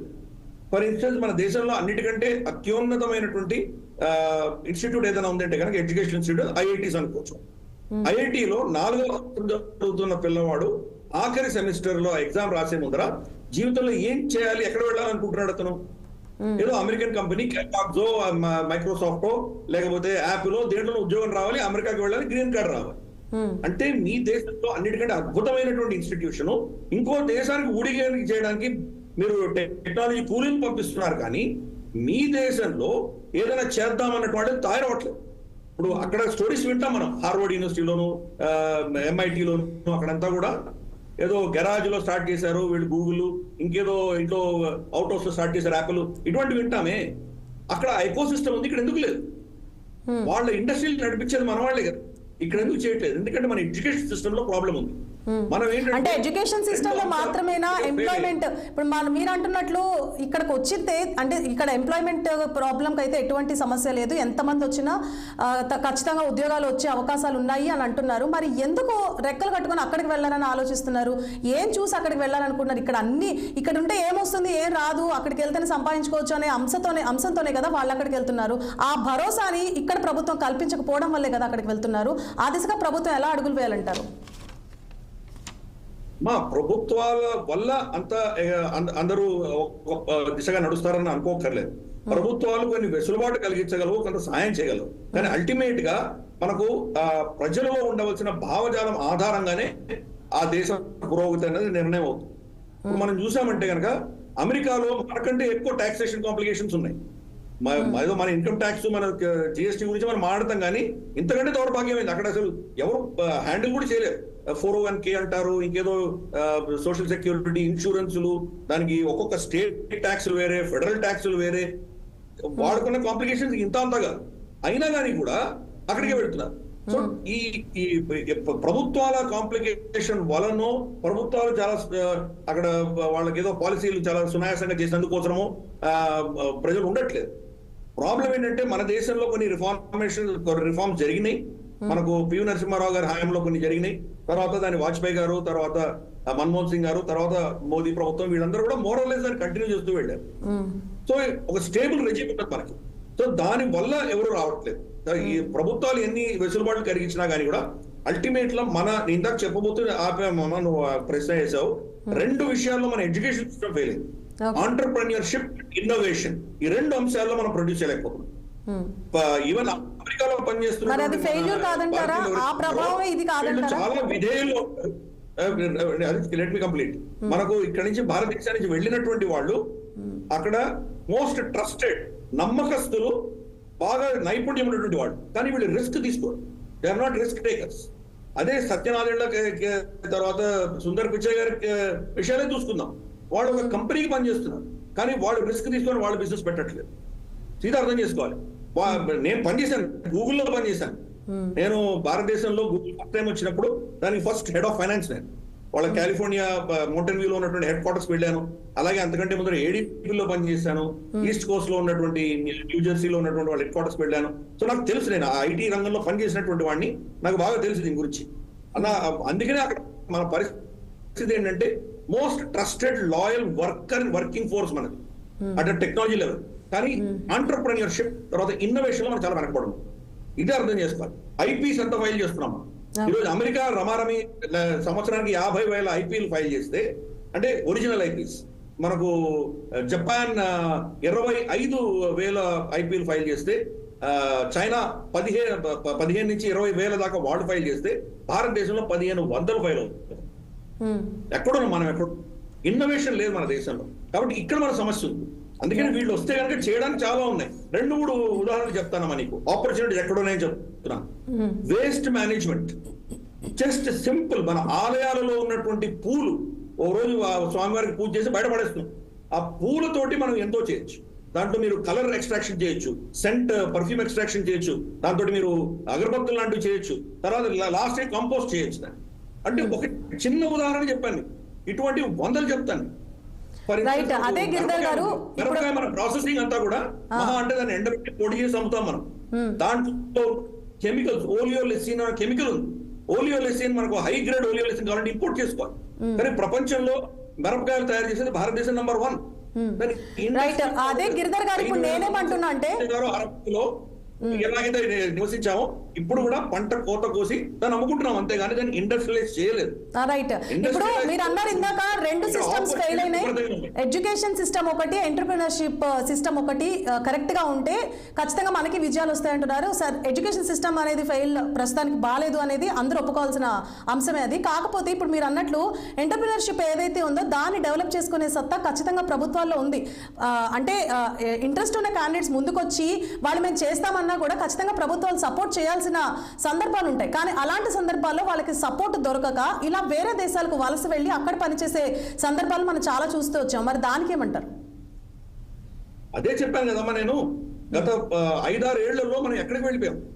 ఎస్పెషలీ మనకు నోటు బందీ, మనకు 1000 రూపాయల నోటు, వాటిని ఎప్పుడైతే 500 రూపాయల నోట్ని బ్యాన్ చేసిందో ప్రభుత్వము, దాని డిమానిటైజేషన్ అయిపోయిన తర్వాత ఈ రోజు మన డిజిటైజేషన్, మన దేశంలో జరిగినంత డిజిటైజేషన్ ప్రపంచంలో ఎక్కడ జరగలేదు. నిజంగా చూస్తే కనుక రమారమి 2 లక్షల కోట్ల ట్రాన్సాక్షన్స్ గత సంవత్సరంలో చేసాం మనం భారతీయులందరూ కలిసి. తర్వాత నెక్స్ట్ మన నియరెస్ట్ వచ్చేది చైనా వస్తుంది, అది 1,00,000 కోట్ల కంటే తక్కువ చేశారు. G20 కాకుండా మనకంటే 25 పెద్ద సంపన్నమైన పెద్ద పాపులేషన్ ఉన్న దేశాలు మొత్తం కలిపితే కూడా భారతీయులు మనం అందరం ఒక్క సంవత్సరంలో చేసిన ట్రాన్సాక్షన్ సరిపోరు. వాళ్ళు డిజిటైజేషన్ వెళ్ళాం మనం. కాబట్టి మన పరిస్థితి ఎక్కడ ఉంది? జయశంకర్ గారు ఆయన అమెరికాకు వెళ్తే కనుక కోవిడ్ వ్యాక్సిన్ ఆయన యాప్ లో చూపించారు. ఆయన మన కోవిడ్ యాప్ వాళ్ళ అబ్బాయి ఏమో పేపర్ తీసి సంతకం పెట్టింది తీసి అని చూపిస్తున్నాడు. వాళ్ళు ఎక్కడున్నారు, మనం ఎక్కడున్నాం టెక్నాలజీ పరంగా. వాళ్ళ ప్రాబ్లం వాళ్ళ శక్తి ఎక్కడ వస్తుందంటే వాళ్ళ సైన్యం. వాళ్ళు ప్రపంచానికి ఒక పోలీస్ మ్యాన్ గా అనొచ్చు, లేదా ప్రపంచానికి ఒక గుండాగా ఉన్నారు కాబట్టి వాళ్ళకు ఆధిపత్యం ఉన్నది.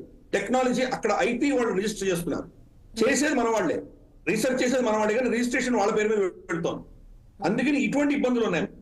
ప్రభుత్వంలో మార్పులు తీసుకొచ్చారు కాబట్టే ఈ రోజు ఇన్ని యూనికార్న్స్ వచ్చినాయి, ఇంత ఎకో సిస్టమ్ వచ్చింది.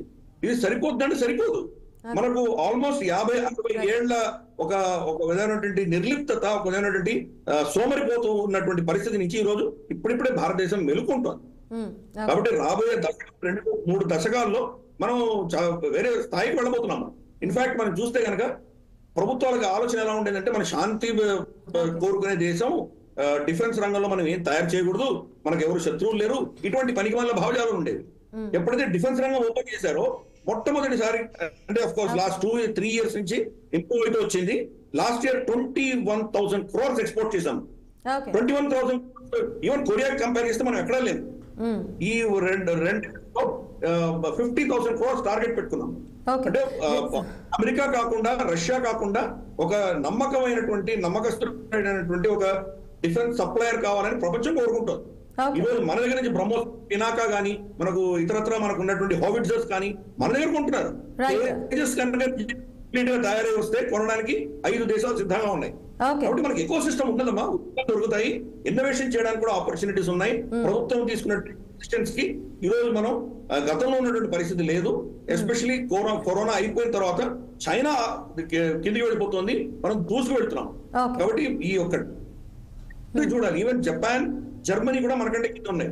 ఇన్నోవేషన్ కానీ, మన యూనికార్న్స్ లో కానీ, ఈవెన్ ఇజ్రాయెల్ కానీ, లేదా మనకు జర్మనీ, జపాన్, కొరియా ఎవరు కూడా భారతదేశానికి సరిరారు. కాబట్టి మనం వీఆర్ ఇన్ ట్రాజెక్టరీ వెళ్తున్నాం. మన ప్రోగ్రెస్ మనకు ఉన్నది, ఆపర్చునిటీస్ పెరుగుతున్నాయి. అమెరికా ఇప్పట్లో అది క్షీణించే శక్తి కాదు. బహుశా ఇంకో 30-40 ఏళ్ళు చాలా బలంగానే ఉంటుంది అది. కాబట్టి ఒక దేశాల మధ్యలో రిలేషన్షిప్ అనేది చాలా కీలకము. కానీ వచ్చే శతకం మొత్తం అంటే 100 years, 200 years ఏషియాకి సంబంధించింది, చైనా కావచ్చు, భారతదేశం కావచ్చు, ఈ రెండు డామినేట్ చేయబోతున్నాయి. కాబట్టి ఆపర్చునిటీస్ మనకు ఎక్కువ ఉన్నాయి మనకు. కాబట్టి వాళ్ళందరూ భారతదేశానికి తిరిగి వచ్చి ఇక్కడ వాళ్ళు ఇన్వెస్ట్ చేసి ఇక్కడ సెటిల్ అయితే కనుక వాళ్ళ మూలాలు, వాళ్ళ సంస్కృతిని కాపాడిన వాళ్ళు అవుతారు. ఈ దేశానికి కూడా వాళ్ళు ఏదో కంటిన్యూ అవుతారు. రైట్. సో రామ్మోహన్ రావు గారు చెప్పండి, గిరిధర్ గారు చెప్పిన అంశాలతో మీరు ఏకీభవిస్తారా? ఎందుకంటే ఆయన మొదటి నుంచి చెప్తున్నది ఏంటంటే, అక్రమ వలసలు అరికట్టడానికి ప్రభుత్వం కరెక్ట్ నిర్ణయం తీసుకుంది, కాకపోతే మన భారతీయులు అయితే అక్కడ కరెక్ట్ గానే పనిచేస్తారు అంటున్నారు. మరి ఈ నిర్ణయం అక్కడ ఆల్రెడీ గ్రీన్ కార్డ్ కోసం ఎదురు చూస్తున్న భారతీయుల పట్ల, అలాగే కొత్తగా అంటే అక్కడ వారికి కలిగిన సంతానంకి ఎలాంటి నష్టం కలిగే అవకాశాలు ఉంటాయంటారు? ఏం కాదు, వాళ్ళిద్దరితో ఏకీభవిస్తున్నాం పూర్తిగా. నేనేమంటున్నా అంటే, మనకున్న బలమేమో కన్జ్యూమరిజం. ప్రపంచంలో జనాభాలో అత్యధిక జనాభా కన్జ్యూమరిజం వల్ల మన తప్పనిసరి పెద్ద మార్కెట్ ఎవరు వదులుకుంటాడు, ఖచ్చితంగా కన్జ్యూమరిజం పనికి వస్తుంది. రెండోది నైపుణ్యం విషయంలో మీరు ఉంటే మీరు గారు చెప్పారు, ఐఎస్పీ సర్టిఫికేట్ మనకు ఉంటే వాళ్ళకనే పెద్ద సర్టిఫికేట్. మన దగ్గర ఐఎస్పీ లాంటి మంచి సంస్థలు, బిజినెస్ సంస్థలు ఉన్నాయి, చాలా మంచిగా ఉన్నాయి. కానీ మన ప్రజల ధోరణిలో మార్పు రావాల్సిన తల్లిదండ్రులు ముఖ్యంగా గవర్నమెంట్ జాబ్ అంటే జాబ్ అనుకుంటున్నారు. ఇంతకుముందు గిరిధర్ గారు చెప్పారు కదా, గవర్నమెంట్ జాబ్ అయితే భద్రత ఉంటది, 30 ఏళ్ళు ఉద్యోగము, పెన్షన్లు, వెళ్ళి అంతే షెడ్యూల్డ్. కానీ గవర్నమెంట్ జాబ్ కాదు కదా. నేను చాలా సార్లు ఈ మన జాబ్ మేళాలకి వెళ్తుంటాను. వాళ్ళకి అవసరమైన ఉద్యోగాలు చాలా ఉన్నాయి, తక్కువ మంది అభ్యర్థులు వస్తున్నారు. కానీ వాళ్ళకి అవసరమైన నైపుణ్యం వీళ్ళ దగ్గర లేదు. సమస్య ఎక్కడ వస్తుంది? మన భారతదేశంలో పెద్ద సమస్య ఏంటంటే, నైపుణ్యాభివృద్ధి చేయకుండా మీరు ఎన్ని కంపెనీలు వచ్చినా లాభం లేదు. నైపుణ్యాభివృద్ధి ఎవరు చేయాలి? ప్రభుత్వం చేసే ఉంటారు, కాకపోతే ప్రజలు కూడా ప్రోత్సహించాలి కదా అంటున్నాను. అందుకని మన కన్జ్యూమరిజం మనం రక్షిస్తుంది, నెంబర్ 1. రెండోది కూడా ఏమంటున్నారంటే, అక్కడ నష్టమేం లేదు. వాళ్ళు ఇక్కడికి వచ్చిన ఆ నైపుణ్యం మెచ్చుకుంటే ఇక్కడి నుంచి పనిచేస్తున్నారు కదా. ఇప్పుడు వరల్డ్ క్లాస్ అమ్యూనిటీస్ పెరిగిన తర్వాత, ఇప్పుడు నేను బెంగళూరులో ఉన్నానమ్మా, 100 ఎకరాల ప్రిన్సెస్. అసలు అమెరికాలో నూనె సౌకర్యాలు నాకు అని ఉన్నాయి. పూరమ్మాల్ పక్కనే 20 థియేటర్, 12 స్క్రీన్లు ఉన్నాయి. నేను హోమ్ థియేటర్ నా ఇష్టం సినిమాలు చూడగలుగుతాను. 100 ఎకరాల ప్లేస్ లో నా ఇష్టం, బయటకు పోకుండా, ఒక్క నిమిషం కూడా బయటకు పోకుండా నేను ఉండగలుగుతున్నాను. నష్టమేముంది అంటున్నాను. మన భారతదేశంలో ట్రాన్స్పోర్టేషన్, కమ్యూనికేషన్, ఈ వరల్డ్ క్లాస్ సౌకర్యాలు పెరిగినాక నాకు తెలిసిన మిత్రులు చాలా మంది బయట నుంచి వాళ్ళ పిల్లలు రప్పించుకున్నారు.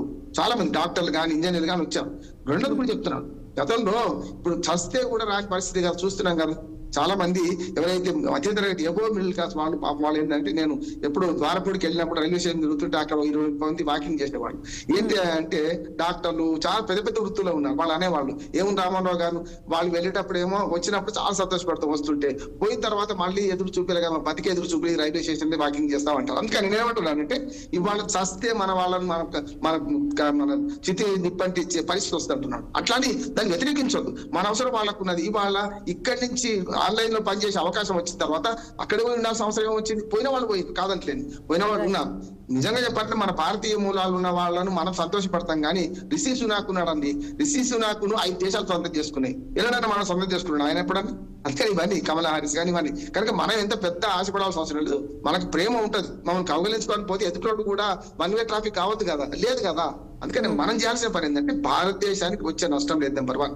ప్రపంచ దేశాలతో ఉన్న సంబంధాల విషయానికి వస్తే చైనా ఉంది కనుక మనతోని ఇక్కడ మోడీ హౌడు మోడీ ఉన్నది చేశారు కదా, ఇక్కడ మోడీ అక్కడ ట్రంప్ ఇద్దరు మొండి వాళ్ళే. ఖచ్చితంగా మన దేశ ప్రయోజనం మనం చూసుకుంటాం. ఇంకొక మాట చెప్తున్నాను, ఇప్పుడు ఎవరి ప్రయోజనాలు వాళ్ళకు ఉంటాయి కదా, మన ప్రయోజనాలు వాళ్ళు ఎందుకు ఆలోచన చేస్తారు, మన ప్రయోజనం మనం ఆలోచన చేస్తాం. అందుకని గురుగాడ అప్పారావు గారు కన్యాశుల్క నాటకంలో మాట అంటాడు, పూను స్పర్ధలు విద్యలు అందే, వైరములు వాణిజ్యం అంది అంటారు. వైరములు వాణిజ్యాలు ఉంటాయి, రేపు జరగబోయే ఆర్థిక యుద్ధాలు మన భౌతిక యుద్ధాలు కాదు. భౌతిక యుద్ధాలు ఆపాలి. ఆ భౌతిక యుద్ధాలు ఆపడంలో ప్రభుత్వం మనం కూడా ఏకీపిస్తాం కదా. రేపు అయినా ఎల్లుండి అయినా నేను చేసినా నువ్వు చేసినా అమరావతి నుంచి అమెరికా దాకా రాజకీయాలు ఇవన్నీ నడుస్తున్నాయి. పదవి పోగానే కొత్తోడేమో ఏమంటున్నాడు, మొత్తం నాదే గొప్ప అంటున్నాడు, పాతోడేమో పీదార్పులు నడుస్తున్నాడు. ఇది జరుగుతుంది. అంతర్ రాజకీయాలు ఇట్లాగే ఉన్నాయి. కానీ ప్రపంచం దృష్టిలో చూసుకుంటే మనం రేపు కీలక పాత్ర వహిస్తాం. Number 1 consumerism. మనకున్న కన్జ్యూమరిజం వస్తు వినిమయం చాలా ఎక్కువ ఉంది. మనకు చాలా వాడుతున్నాం, ఎక్కువ అవసరమైన దానికి ఎక్కువ వాడుతున్నాం. అంటే మద్యం చిన్న పేద వర్గాల్లో మద్యం దెబ్బతీస్తున్నది. కానీ చదువున్నవాడు, విజ్ఞానం ఉన్నవాడు, నైపుణ్యం ఉన్నవాడు ఎక్కడ ఆగుతలేడు.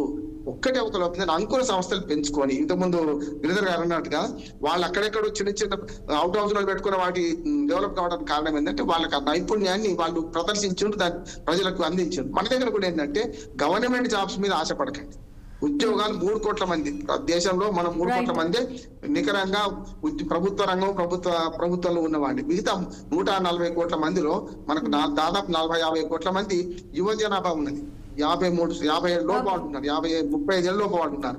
0 to లెక్క పెట్టుకోకపోతే వీళ్ళందరికీ ఉపాధి కల్పించడానికి ఒక్కటే ఏంటంటే ప్రభుత్వం సహాయం చేయాలి, అంకుర సంస్థలు పెంచాలి. ఇది ఒక్కటే వృత్తి కాదు, చాలా ఉన్నాయి. నిజంగా చెప్పాలంటే ఇవాళ పనిచేసే వాళ్ళు వ్యవసాయ రంగంలో కూలీలు దొరుకుతలేరమ్మా. ఇప్పుడు మా ఊళ్ళో ఏం చేయాలి? వ్యవసాయ రంగంలో ఆధునీకరణ వచ్చింది, దాన్ని నడిపే ట్రాక్టర్ నడిపే డ్రైవర్లు కావాలి కదా. అట్లా అని వ్యవసాయ రంగం ఒకటే కాదు, ఇవాళ కొన్ని ఉపాధి రంగంలో ఇంకా కొంత వస్తుంది. ఏదైతే మనకు సర్వీస్ రంగం బాగా పెరుగుతుంది కదా, మనకు పరిశ్రమ పెద్దగా ఉంటుంది. పరిశ్రమలు 20-22% దాటి మనకి ఉపాధి లభించదు కనుక అమెరికాకి వెళ్ళిన 7-8 లక్షల మందితో మన భారతదేశం మీద పునాదులు పోతుందని భయపడాల్సిన అవసరం లేదు. భయాలు వీడండి, ధైర్యంతో ముందుకు పోండి అని మన ప్రజలకు మన సందేశం ఇవ్వాలి. ఓకే, రైట్ అండి. థ్యాంక్ యూ అండి. చర్చలో పాల్గొన్నందుకు గిరిధర్ గారు, రామ్మోహన్ రావు గారు, అలాగే వేణు గారు మీ అమూల్యమైన అభిప్రాయాలు తెలియజేసినందుకు థ్యాంక్ యూ అండి. Thank you so much. చూసారు కదా, ట్రంప్ తీసుకున్న నిర్ణయం వల్ల భారతీయులకి ఇప్పటికిప్పుడు తక్షణం వచ్చే నష్టమైతే ఏం లేదు. వారు తిరిగి ఇక్కడికి వచ్చినా కానీ ఇక్కడ చాలా రిసోర్సెస్ ఉన్నాయి, ఎంప్లాయ్మెంట్ కూడా ఎటువంటి నష్టం లేదు.